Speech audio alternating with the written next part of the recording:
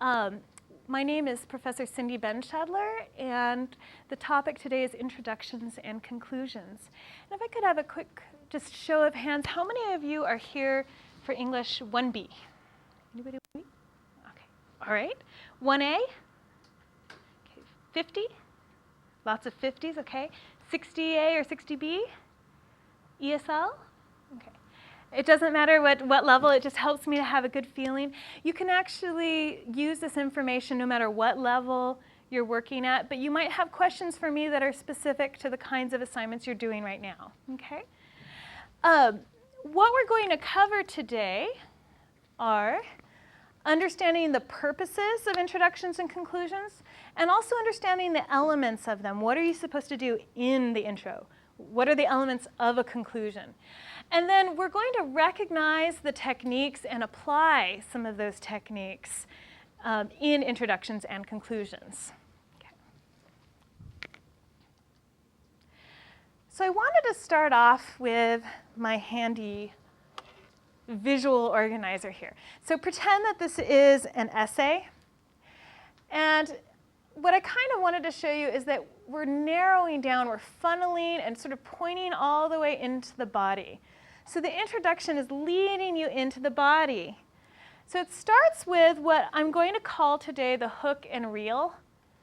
You're hooking your reader's interest in the topic, getting their attention, and then using that fishing analogy. You don't just get the fish on the hook and then leave it out there, right? There it is at the end of the fishing line. What do? You have to bring it in, right? So you're using the hook, but you're bringing the reader in, and the ultimate destination is your thesis. So what's a thesis statement? Can anybody define a thesis for me?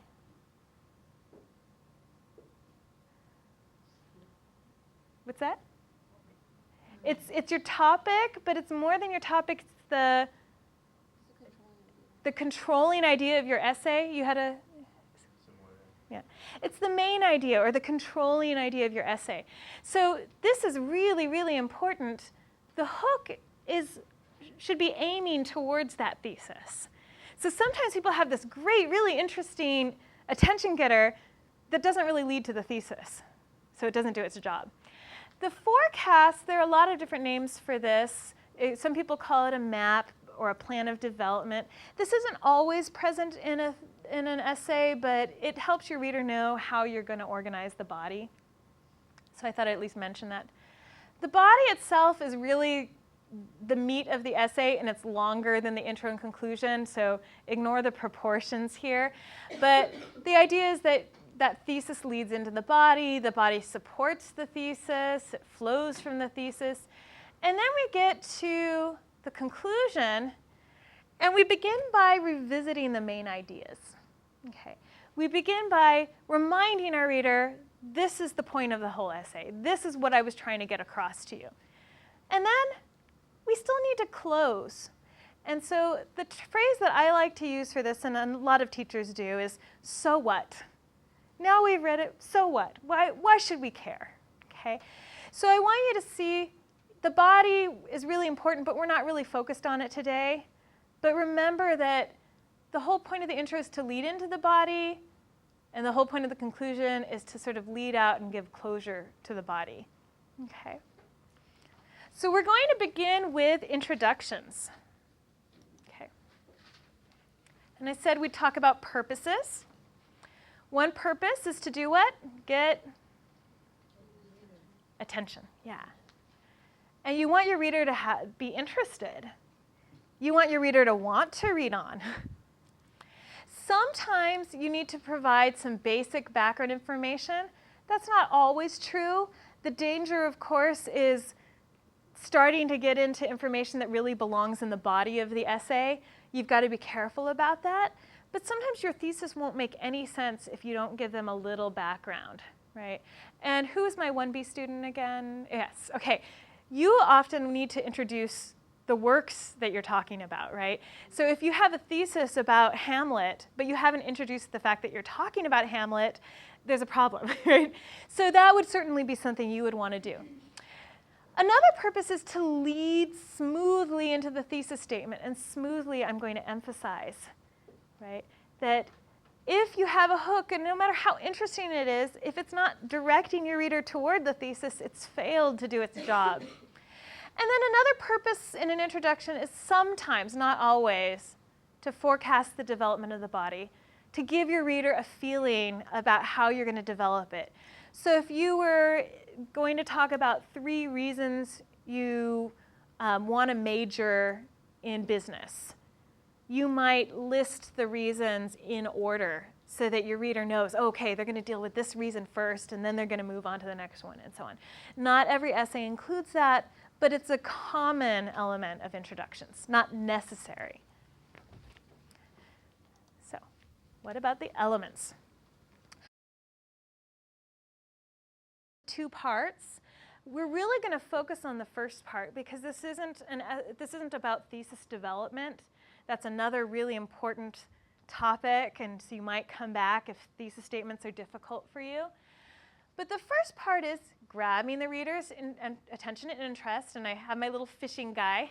So here he is, he's hooking the fish, but he's also bringing it towards him, right? And that's the reel. It's leading smoothly into the thesis, providing any necessary background information so that when your reader gets to the thesis, it makes sense. They get it.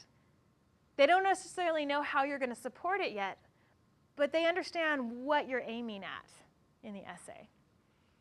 So remember to hook, but also reel.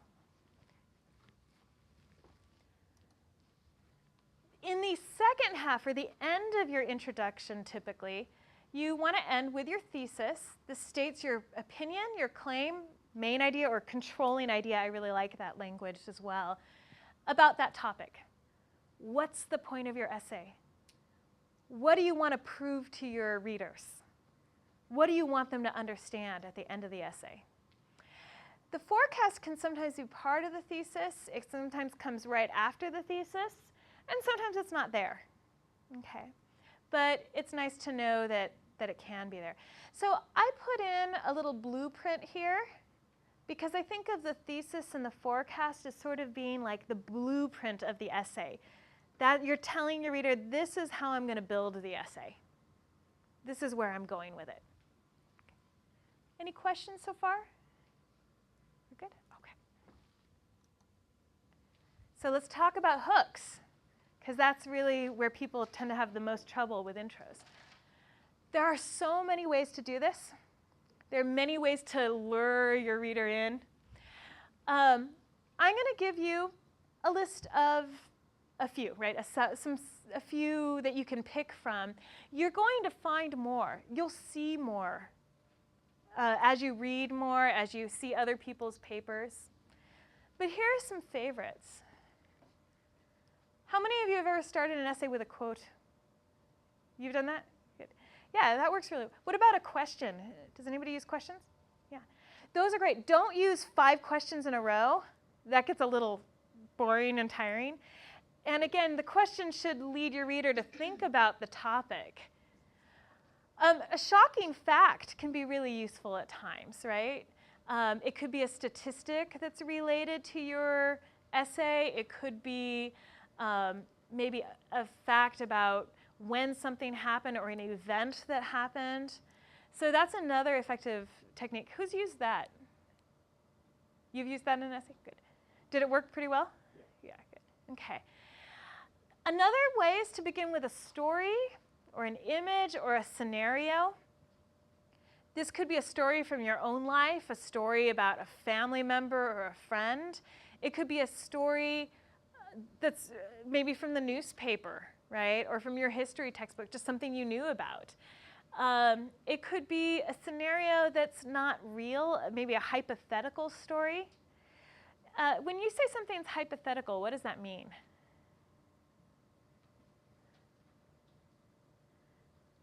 You're supposing it's real, but it's not real, but you're supposing. Yeah, kind of imagine that this happened.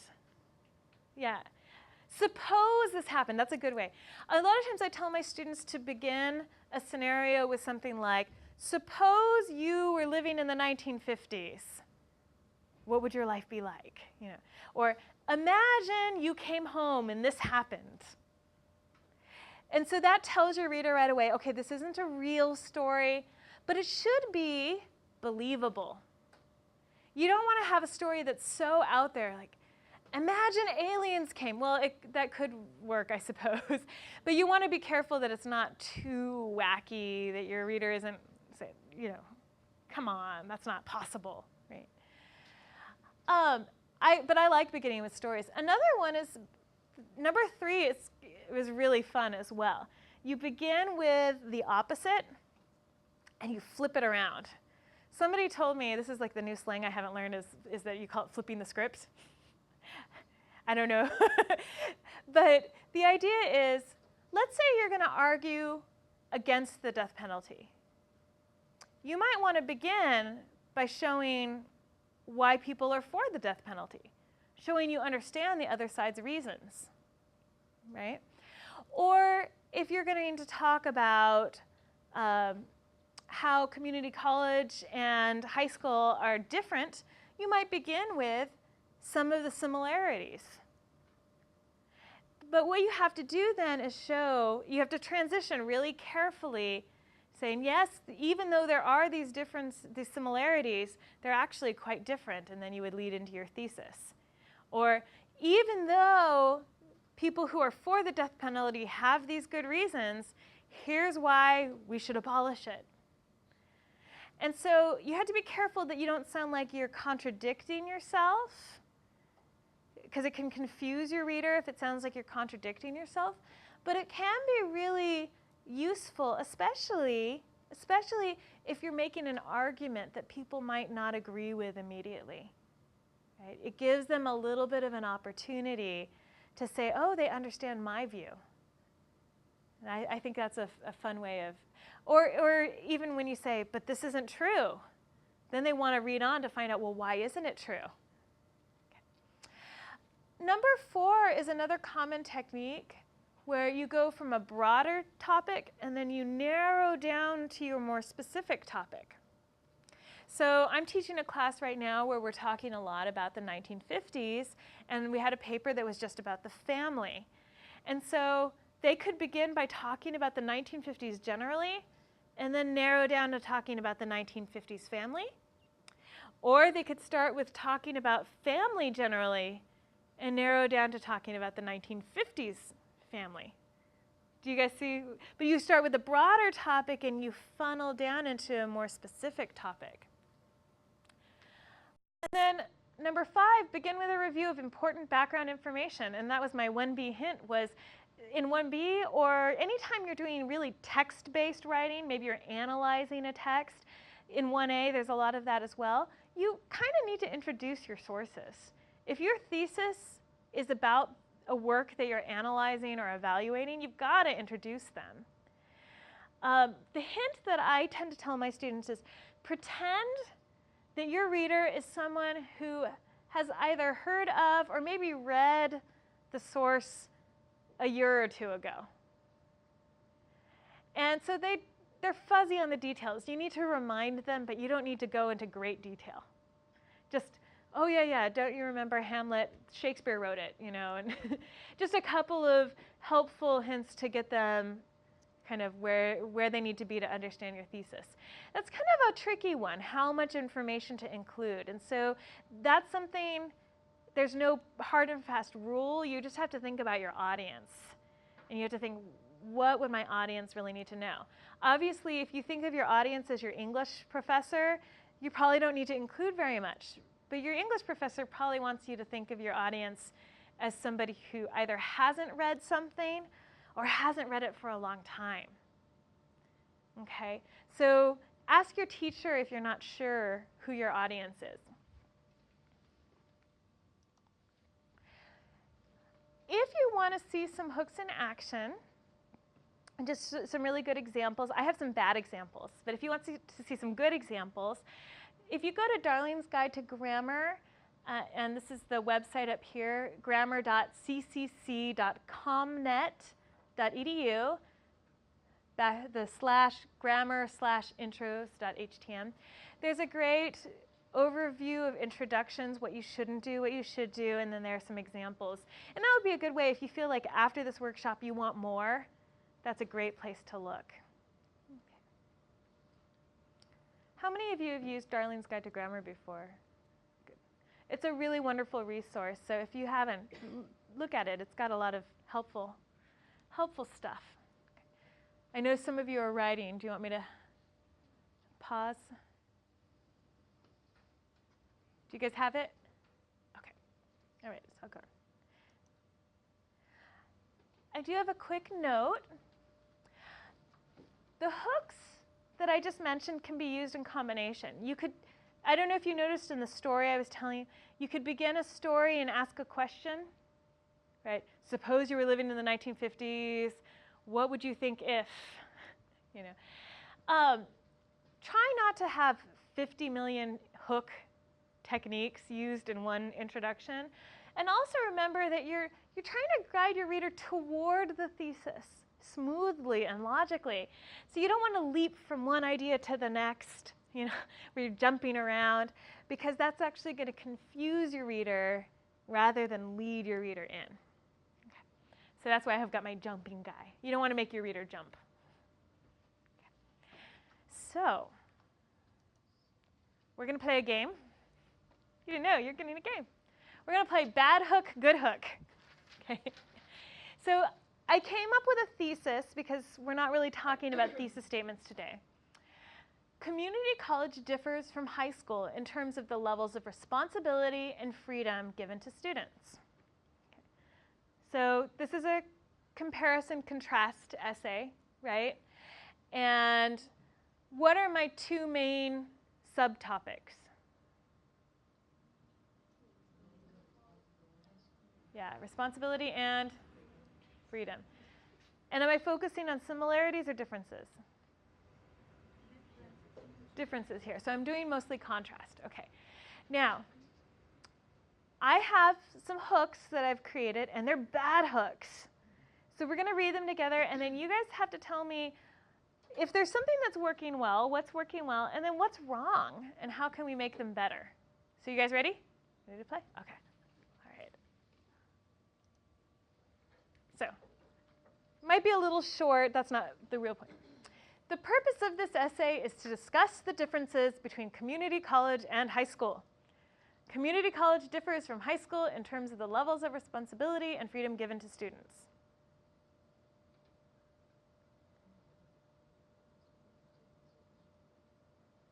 First of all, does this really get your attention? Blah, right? It's boring. What else is wrong with it?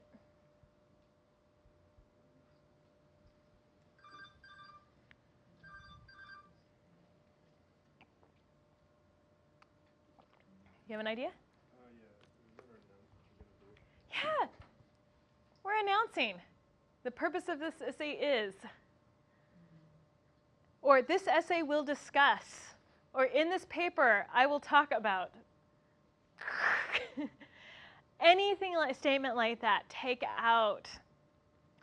I do know that in some fields they allow that, but really, for the most part, you want to avoid that. Tell us what you're going to tell us. Don't tell us that you're going to. Just do it. Okay. So this one, on this one, we really don't have a hook, so we would need to add a hook in, right? Let's look at some that do have hooks, but maybe don't work as well. In community college, there are a lot of responsibilities. For instance, you have, oh, I'm missing words. Shh. Don't tell anybody. There's no record of this. I'm so glad I'm not being taped. For instance, you have to pay for classes, books, and parking. In high school, you don't have to pay for anything, except maybe notebooks, paper, and pens. Moreover, in college, the pressure is on the student to turn in work on time and find out if he or she missed anything when absent, whereas in high school, it was the teacher's responsibility. And then we end with our same thesis statement. Well, this one has a lot more details. What's wrong with this one? What's that? you're still kind of bored. Okay. Does it, the thesis statement just repeats itself from what you just said? Yeah. This is actually supporting detail for the thesis, right? Where is the supporting detail supposed to go? Yeah.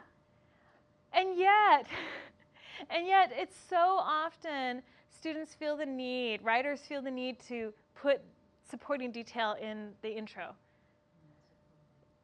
That goes in the body. Save it. Yeah, you've just given away your whole game. What are you going to do in the body? Repeat everything you just said? Yeah, you've left yourself with nothing to say. That's a good way of putting it. So this one, we need to start with something that isn't supporting detail from the body. You guys ready for the next one? You're doing pretty well so far. When my Aunt Beatrice was 45 and her oldest child was entering college, she got married younger, I guess, Beatrice decided to go to college too. She knew that community college would enable her to get a better job with better pay, something she longed for after decades of working at unrewarding minimum wage jobs. Even more important to my aunt, though, was the fact that this was her chance to learn more about the world, about politics and history, biology and physics, economics and literature. Community college differs from high school in terms of the levels of responsibility and freedom given to students. Okay, before we get into what's wrong, what technique are we trying to use here? Story, yeah. Does it have some vivid detail in it? It's okay, right? It's not super vivid, but it has specifics, right? We know how old she is. We know what time of life, what her situation in life is. We know what she wants out of college. It's about community college.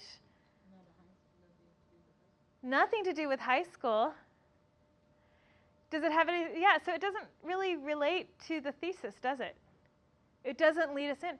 This would be fantastic if my thesis had something to do with reasons why people go to community college.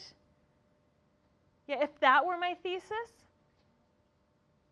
So I would have a choice here. Either I'd go a completely different direction in my essay as a whole, write a new thesis and a new body to go with my wonderful intro, or what should I do?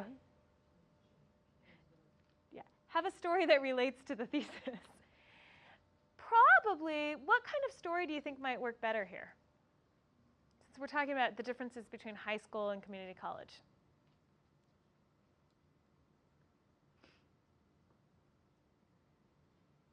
Story about her daughter. Yeah, her daughter and the transition that she went through from high school to community college. Or even your own transition from high school to community college, right? Or, something like that would be a much more relevant story. Walking on to campus the first day. A story that I would use is the first time I got sick in college. And I came back to class after I'd been sick for a day or two, and there was something due, and I didn't have it. And I said to the teacher, "Well, I was sick." And her response was, "So?" And it was this weird revelation of, oh, this doesn't work the same way that high school worked. Right? Oh, something's different here. And so I might use a story like that to show that I had this sort of culture shock. And so, that I wasn't really prepared for some of the differences. But that day I learned that there were some differences between community college and high school. And then I would go into my thesis. Do you guys see how that would fit better? Okay. We have one more. So you guys are 3 for 3. Okay.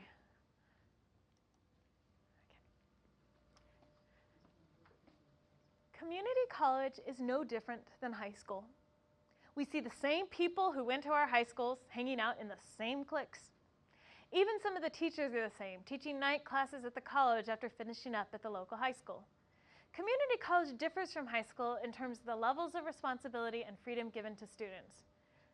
What technique is being attempted here? Say that louder. Who said that? Somebody was right. Oh, you said it. So it was what was it? Yeah, beginning with the opposite, right? What's the problem here? Yeah, it says no different, and then it says community college differs. What do we call that? Say it louder. It's contradicting itself. You lose your reader right away when you start contradicting yourself. If you make one claim and then you say the opposite. Okay. We could actually use some of the same information but change just a few words. What can we use instead of is no different?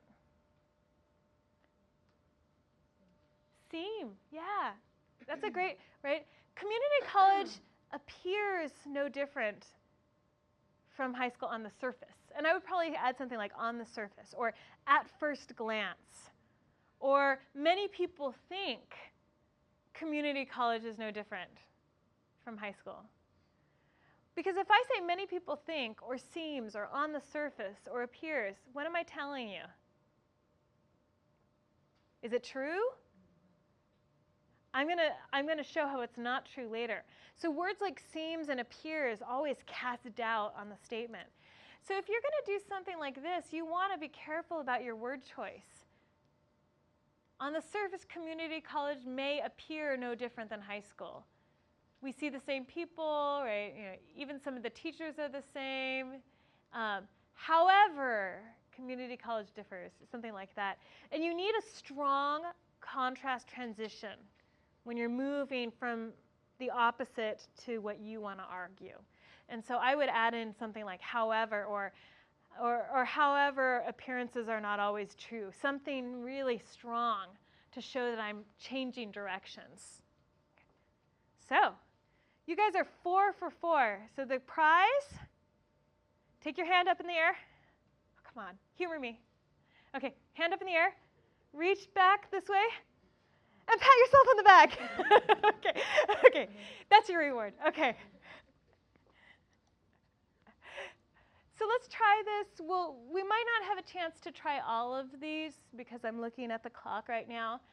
But let's argue that the death penalty should be abolished. Now, you may have an opposite view. That's fine. We're only looking at this in terms of how to do intros, okay? So you can argue the devil's advocate even if you don't agree. So let's say this is our thesis. The death penalty should be abolished. What kind of shocking fact or could we use to lead in?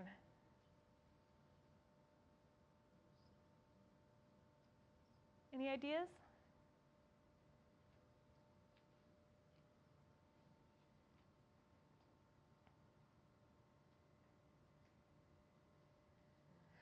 Does anybody know what kind of arguments do people make against the death penalty? I can argue both sides, so. You use the fact of like someone who was wrongly accused and put to death. Yeah. Wouldn't that be great? And so that would be number 2 or number 1, depending, right? Number 1 might be the number of people who were declared innocent later. Number 2 might be telling the story of a specific person who was put to death and then later found to be innocent. Or maybe in the tada nick of time they found out he was innocent or she was innocent. And so that would get either number 1 or 2 would be really effective as an introduction. What about beginning with the opposite? I already kind of talked about that, right? If you were beginning with the opposite of this, what would you need to do?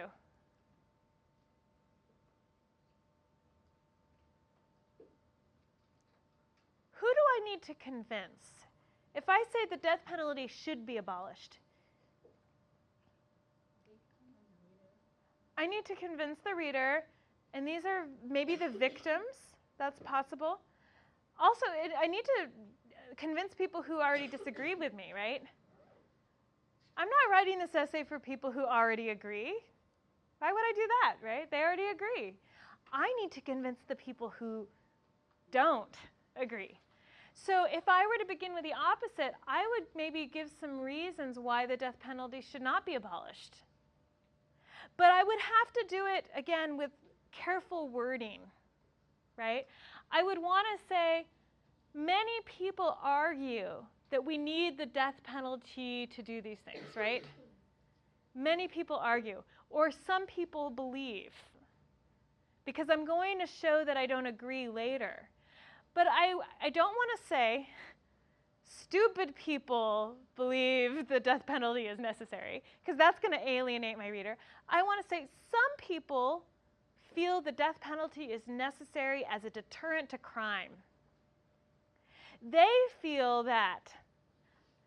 And then I say, however, although these seem like good reasons, they don't stand up to careful scrutiny. The death penalty should be abolished. And then you would go into why in the body. You might have a forecast first explaining some of your reasons. Do you guys see how that would work? Okay. Broader topic. Maybe you could talk about crime and punishment generally, right? Philosophies of punishment.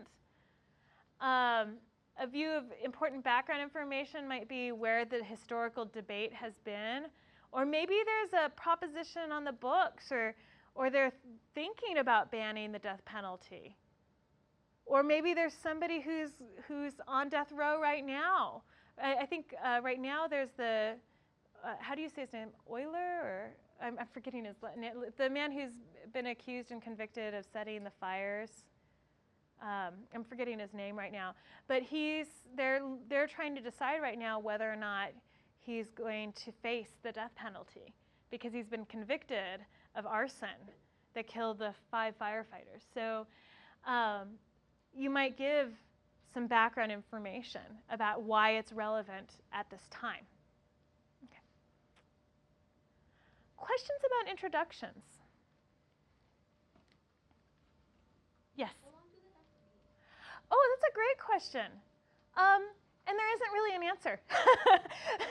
But there is an answer. The shorter the paper, the shorter the introduction. Once you get to 1A and you're doing the research paper, or a 1B and you're doing longer papers, if you're writing a 10-page paper, your intro could be a full page. If you're writing a 2-page paper, your intro should not be a page.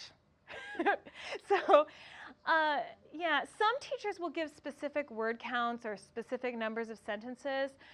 It's kind of artificial. They're just trying to help you get a ballpark figure. But it should sort of be relevant to, it should be relative to the size of the paper. If I'm writing like a 12-page paper, Yes. can my introduction be more than one paragraph, or should it just be one paragraph? Yes.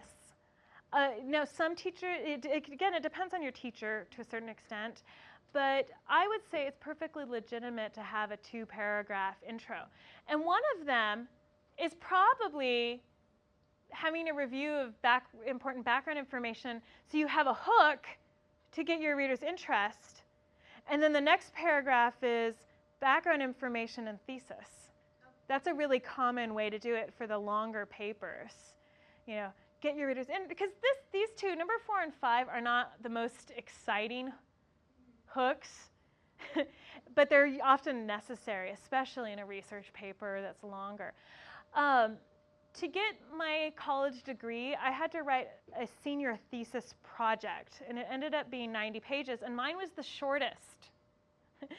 Everybody else had 120 pages. I still did really well, but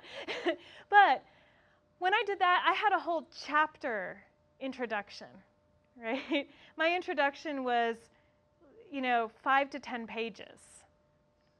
So because I had a 90-page book that I was writing over the course of my senior year in college. Now, I had a whole year to do this, so and they counted it as 2 separate classes. So think about it as 8 units of your education writing this. But in that case, I needed a really, really long intro. Okay, so that's the way to think about it. But if you have a 2-page paper, you don't want to do more than half a page for your intro. That's getting kind of long. Okay. Any other questions? Those were good. Okay. All right. So now, second half, we're moving on to conclusions.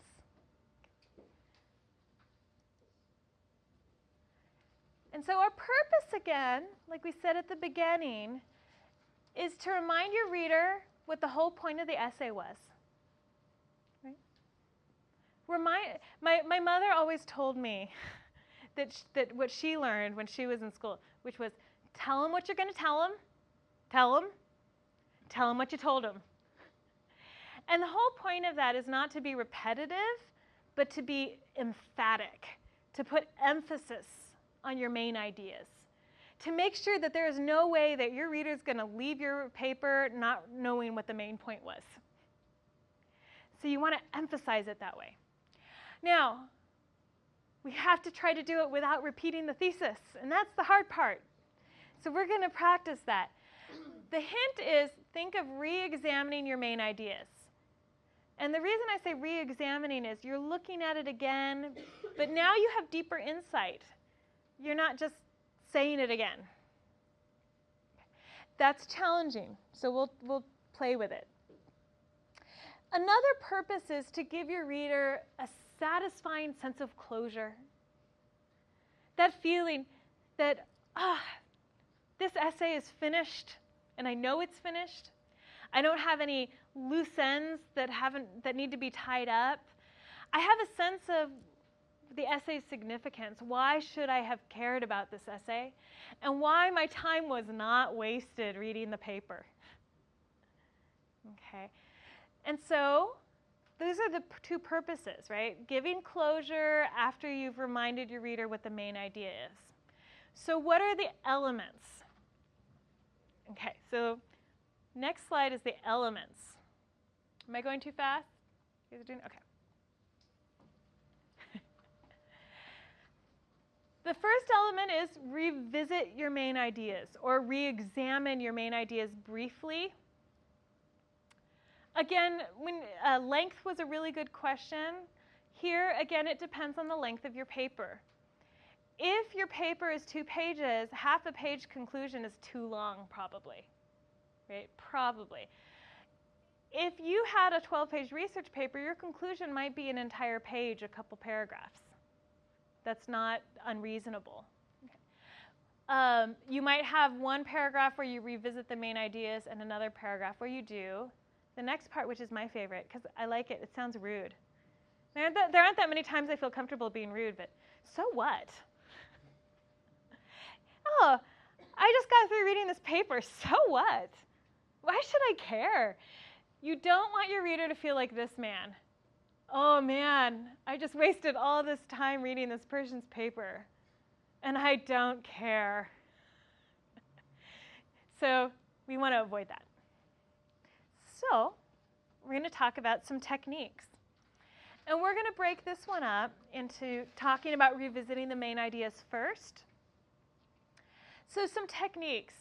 One is to summarize your main points. The challenge, the difficult challenge on this one is that you want to try not to list them. Now, it's okay to list them. I would say listing them is sufficient, but it's like C level instead of A level, right? Or A or B level. I want to encourage you to try to do the A or B level kind of conclusion rather than the C level conclusion. And so if you list your main points over again, okay. But it's better if you can find a way of summarizing them without saying, my 3 main points were A, B, and C, right? You want to remind your reader of the thesis, but you want to go beyond just restating it. And I mean more than just rewording it. You don't want to just put it in new words. You want to give some sort of a new spin, right? A new angle on it, or a deeper sense of what your main idea is now that we've read all of your supporting detail. So that last part, this technique, is to offer a sense of deeper understanding. I understand my main idea more, but we want to try not to add new ideas or new detail. Because kind of like the one that, the introduction that had all the body detail, you sort of stole your thunder. If you have a conclusion that has a lot of new information in it, It feels like it hasn't finished. It feels like you're starting a new paper. Oh, I finished my last paper, but I want to keep going. I have a new idea. Let's go this way now. It's like if somebody says, hey, let's go on a 1 mile walk. And you get to the end of the 1 mile, and they're like, let's go for another mile. And you're like, no, you promised a mile. Right? And so you want to try not to take your reader on a new journey at the end. You're bringing them home at that point. So my scales are here because I have a lot of try this, but don't do this. A lot of balancing that you need to do. This is not, there isn't a really absolute way of doing this. You just have to kind of try to balance it out. Am I summarizing but avoiding listing? Am I giving deeper understanding without adding new detail?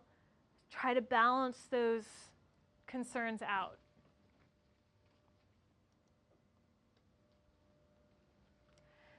So let's say we'll practice revising thesis 1. I think we don't have time for both of them. Okay. So that was the thesis. And let's try to think about ways of rewording it. So take a moment right now, okay, and just on your papers or in your notes somewhere, try putting a new spin on this. Okay. Some deeper understanding. So I'll give you a minute.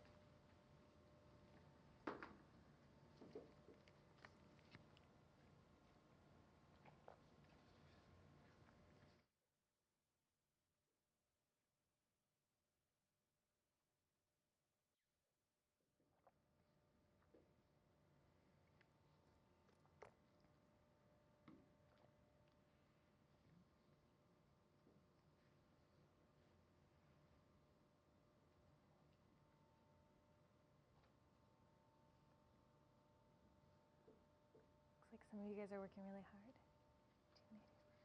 Come around and look. Can I see? Oh, I'm still tired. Oh, you're still thinking? Okay. Let's see. You're still thinking? You're hiding yours from me. I've broken the barrier. Everyone's a little uncomfortable. Okay. I'll give you guys. Does anybody have one they're willing to share? You want to try?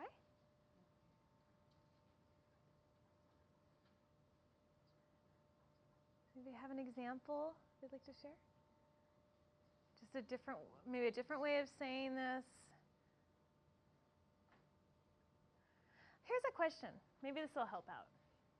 Do you think at the end that these are positive differences or negative differences? What's that? Positive? Positive. So now it doesn't say that they're positive, but it feels like that might be where we're heading. So if I were concluding, I might talk about how this benefits the student, right? Or I might make it clearer that I really have a positive view of the responsibilities and freedoms, right? Now, it could go both ways.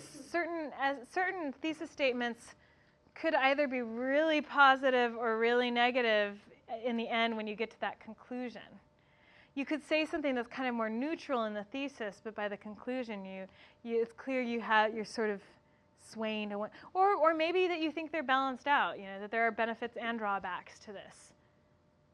So in my revisiting it, I might either want to make it more positive, more negative, or say the responsibilities and freedoms given to college students as opposed to high school students, have some benefits and some drawbacks, or I might do something like that to show that I have a more positive or a more negative spin. Does anybody have one that they're willing to share? It's the camera. Okay. Well, let's try. Let's move on. It is hard to do this, by the way, if you haven't written the essay yet. So don't worry if you're finding that difficult. Okay. Let's move on to the so what. So just for fun, just give me a little bit of attitude and say, so what? Come on, 1, 2, 3. So what? Okay, excellent. Okay. You should imagine your reader is sitting there reading your paper, thinking that, saying that with that tone. So what? Why should I care? So here's some ideas, and you're going to find they look awfully familiar. End with a thought-provoking quotation, question, or fact. Where have we seen that before? Oh my goodness, it's the same technique. How could that be? What about this one? Have we seen this before?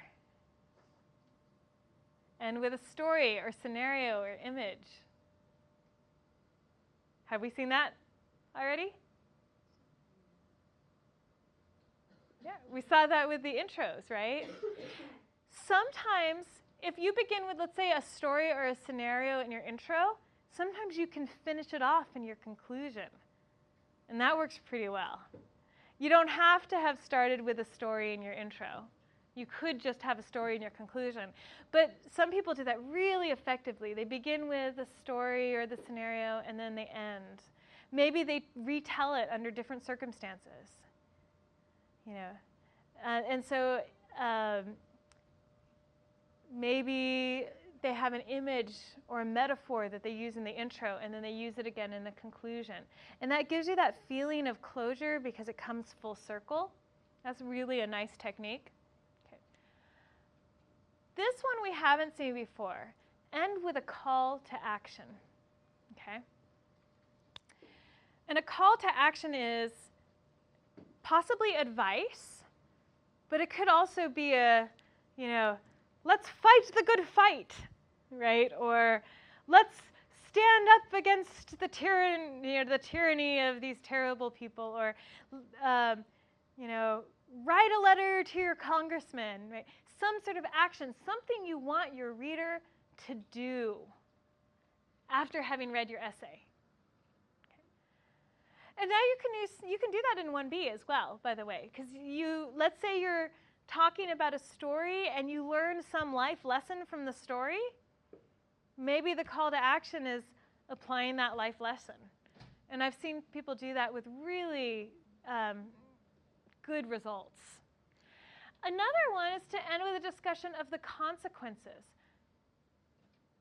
Having established my point, having proven my opinion, having won my argument, now I want to show you the consequences of this truth, right? And so the consequences could be, what are the consequences of abolishing the death penalty or the consequences of keeping it? Or it could be, what are the results of these differences between community college and high school, right? So they're different. So what? Well, here's the result of those differences. Does anybody have any other techniques that you've used before, seen that you liked? Okay. But again, if you think about anything you do to answer this so what kind of question, you show your reader why it's relevant, why it's important, why their time wasn't just wasted. That's good. Now, it could be a lot more cerebral than that. If you're doing an analysis of a poem, then in your so what, it might have something to do with how we read. I mean, it could be very intellectual, okay? It doesn't have to be how you ought to relate to your neighbor or your brother or sister, It can be a more intellectual so what. Okay. All right, so I think our next thing is a game again. Yes. We're going to play bad conclusion, good conclusion. And we'll have a different reward this time. Okay. All right. So here's our thesis again. Do you guys remember this one? Okay. Community college differs from high school in terms of the levels of responsibility and freedom given to students. What's wrong with the following conclusions? How can we make them better?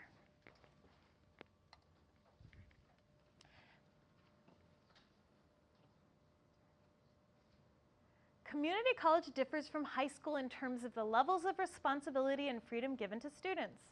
The responsibilities include financial and academic responsibilities. The freedoms include which classes to take, whether to attend class.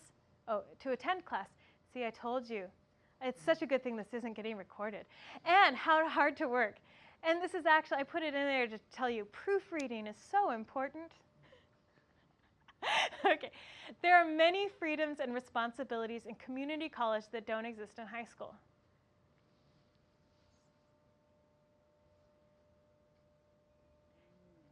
Did I revisit my thesis? What did I do? I said it over again, word for word. Uh-oh, don't do that. Okay, that's a big, blinking red light right there. Watch out for that. Then, what did I do right after? I'm probably doing what? Am I summarizing or am I kind of listing? I'm kind of listing, right? And it's, now, again, this is a little hard because you haven't seen the body of the paper, but it feels like a list. Have I given any so what? No so what. Yeah. I've just sort of repeated myself. This is, You have a conclusion. That's good. That's better than having no conclusion, but it's really just repetition.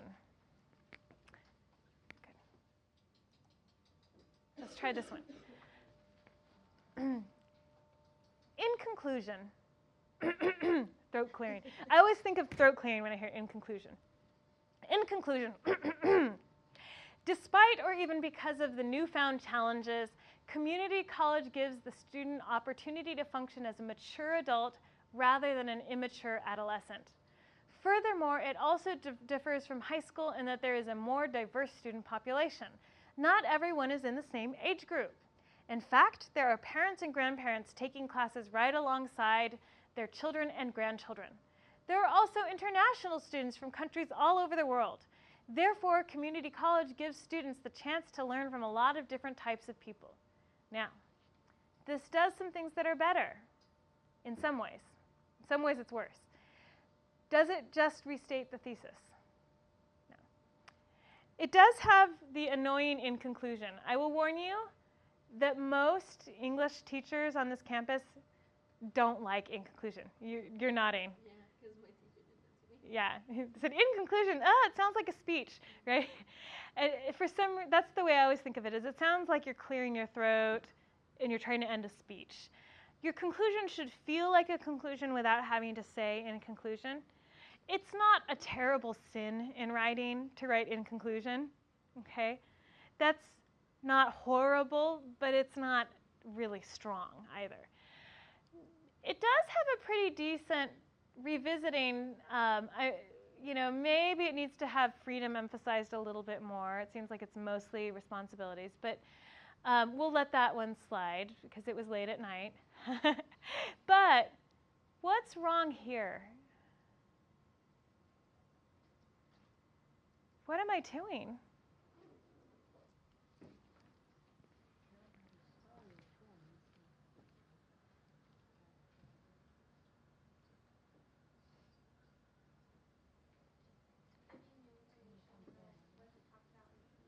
Yeah, it's not the thesis has nothing to do with diversity.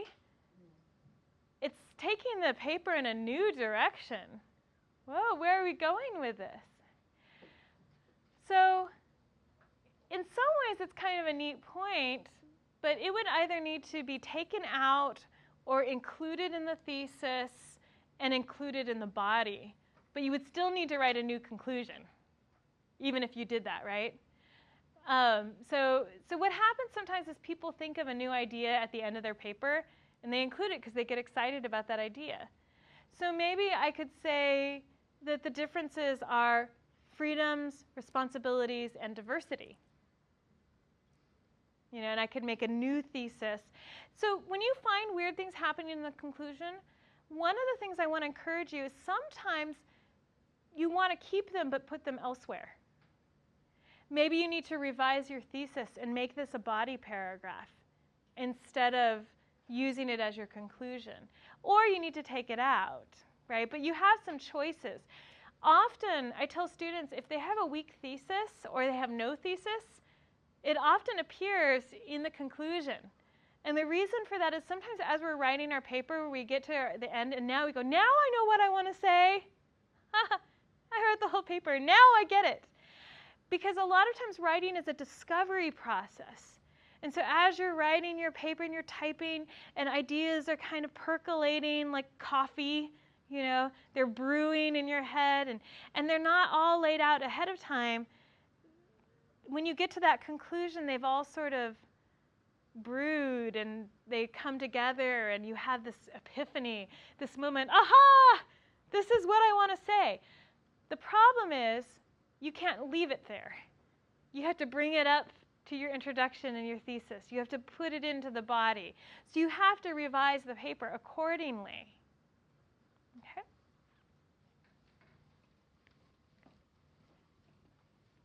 Let's go to the next one.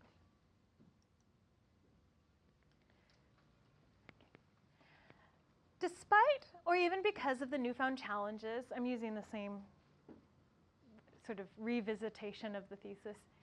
Community college gives the student opportunity to function as a mature adult rather than an immature adolescent. Of course, this is just my opinion. After all, high school kids kind of do this as well. High school students do get some choice in which classes to take, and they choose how hard to work. Maybe community and high school aren't completely different, just somewhat. You're shaking your head. What were they thinking? Why are you shaking your head at this? It's not the most brilliant thing you've ever read. Why not? What's that? Oh, it's writing about yourself instead of your reader? Okay. What else? What did I just do to my whole argument?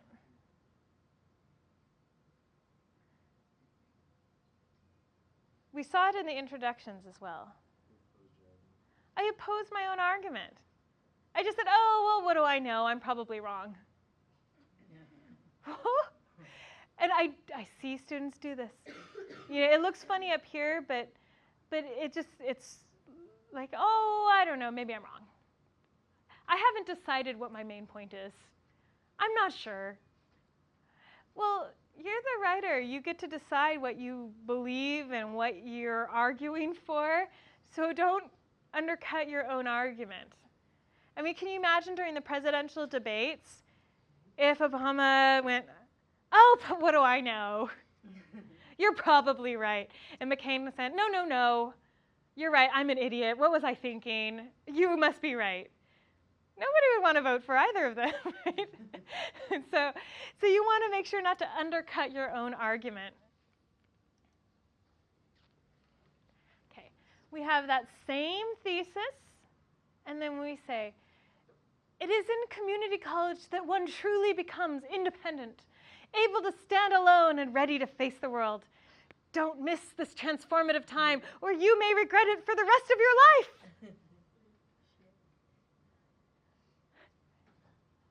You guys are giggling. Why are you giggling?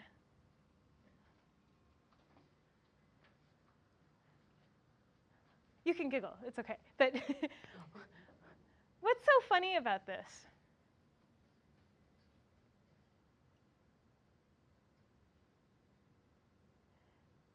See, y'all found it humorous. It's hard to put into words. I know, it's hard to explain a joke, right?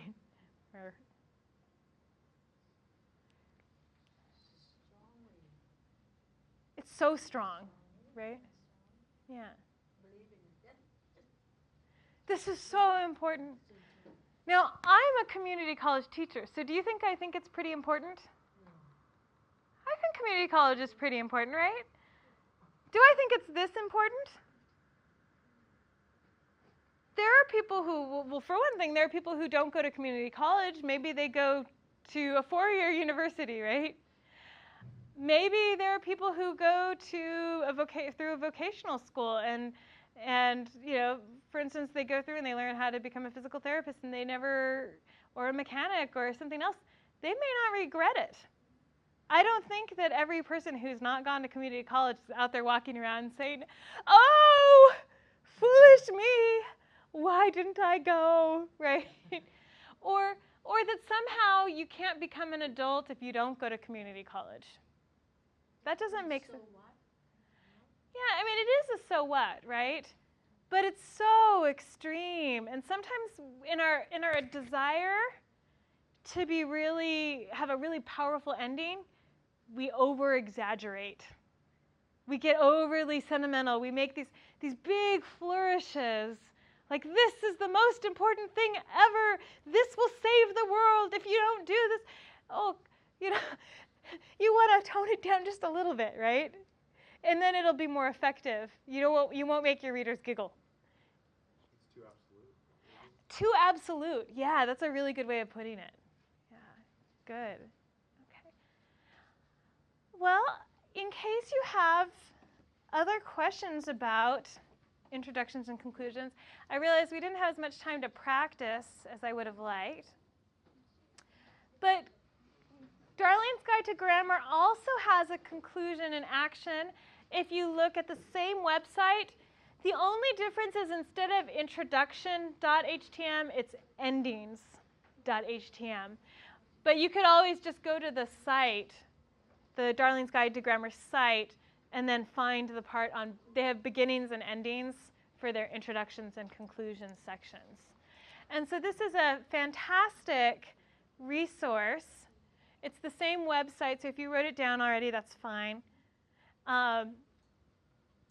Okay, any